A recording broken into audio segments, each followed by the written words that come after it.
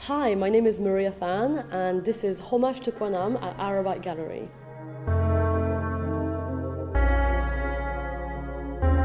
So nostalgia and remembrance are huge themes in this show. First of all, I'm a deeply nostalgic person just by nature. But on, I guess, a more conceptual level, the reason why I feel nostalgia and remembrance are key in the approach that I decided to use for the show is because it contextualizes with a lot of emotion, a lot of the personality that comes with a certain memory. Now, one of the key figures that is seen throughout the show is the Naga snake, and it's a reference to the past reincarnation that a monk told me I was when I was 8 years old.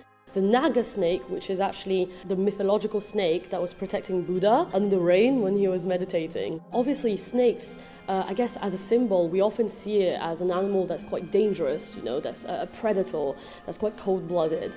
And what I find interesting is for a long time, this dichotomy really played with me, made me understand and dive back, I guess, into this idea of like who I am and this fragmented identity, this idea of am I the protective snake or am I the cold-blooded snake, the one that tries to detach itself from Vietnamese roots, trying to assimilate the Western culture and be completely away from essentially who I am and where I was born.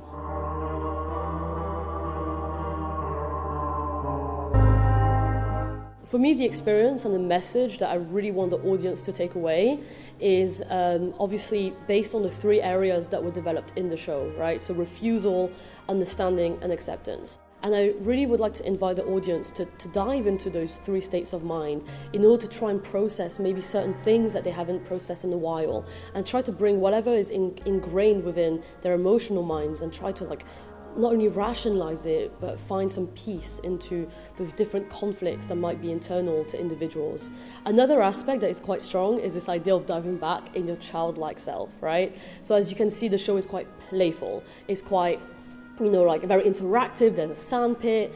My ways of dealing with maybe problems or questions and conflicts is to approach them with humor and playfulness and try to remember what is it that brought me joy as a kid that I can kind of bring back to try and process certain memories I haven't processed yet. So I think it is something very therapeutic to kind of dive back into something that made you happy as a child, to try and untangle those bits that maybe as a child you found difficult that you still find difficult as an adult.